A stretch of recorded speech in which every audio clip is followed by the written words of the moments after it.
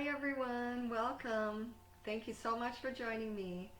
My name is Dawn Huffy. I'm the owner of Liberty Belle Coaching, and my life coaching certifications came through the Brave Thinking Institute. My coach, Mary Morrissey, is a minister, and in my coaching videos that I watch each weekday, she talks about 5 spiritual practices that are common in all religions. The first practice is praying. The second is fasting. The second is being of service to others. The fourth one is giving from the heart. And the last one is taking a pilgrimage, which is an outward journey for an inward purpose. Now today I'd like to focus on fasting, but I want us to think about fasting in a different way. I invite all of us to take a fast from hurrying and worrying. So let's talk a bit more about these 2 detrimental habits, because that's what they are. They are habits. Hurry and worry are 2 ways that we express our doubt and our fear. So hurrying is the action of our fear. It's how we act it out. And worrying is the thoughts of our fear. So we have the thoughts, that's the worrying, and the actions, the busy, hurry actions is the hurrying. How can we get out of these habits of hurrying and worrying? Well, first, we can deliberately slow ourselves down. We can walk slower, we can cook our meals slower, we can eat slower, we can drive slower. Yesterday I was meeting a friend of mine at a restaurant. We were going to go out to eat, and I was driving there, and I was 6 miles over the speed limit, and there was a cop sitting right there. Thankfully he did not pick me up, but that is one of my habits. It's driving too fast. So driving slower, it slows life down for us. Slow down the actions that you do every day. Secondly, we can take deep breaths. So breathing in through the nose and then breathing slowly out through the mouth, but breathe out like you're breathing through a straw. This interrupts our thoughts because we're focusing more on how to breathe, and at the same time it calms down our nervous system. Third, when you notice your mind has picked up a thought about hurry, worry, fear, or doubt, interrupt that train of thought by changing what you're thinking about.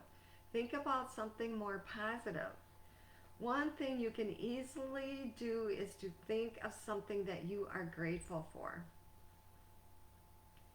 And lastly, you can investigate this pattern of hurrying and worrying by asking yourself, what is causing me to hurry? I want to share a time when I was hurrying, but it was really dangerous for me to be hurrying. This was back in my 20s when I was pregnant with my son, and I was really pregnant. I was probably 8 or 9 months pregnant, and I was at my appointment for my baby visit, and it was downpouring, and I chose to run into the clinic. I got soaking wet. I could have slipped. I could have fallen and hurt myself or hurt my baby. But instead, I hurried into my appointment. Why did I do that? This is the question we want to ask ourselves. What is causing me to hurry? Maybe I didn't want them to think that I was irresponsible by being late. Or maybe I didn't want them to be mad at me for being late. Maybe I just didn't want to miss my appointment if I got in there too late. But really, none of these reasons were more important than taking care of me and my baby, were they? No. In my book, Strength for Each Day by Joyce Meyer, I wanted to see what Joyce had to say about fear. And here's the book. Such a pretty book. Yeah. Okay, and on June 2nd, she talked about fear, and her title is Breaking Up with Fear. I want to share the Bible verse that she included in this daily meditation. It's from Joshua. It is chapter 1, verse 9. And it says, "Have I not commanded you? Be strong and courageous. Do not be frightened and do not be dismayed. For the Lord your God is with you wherever you go." So God is telling us not to be frightened and do not be dismayed.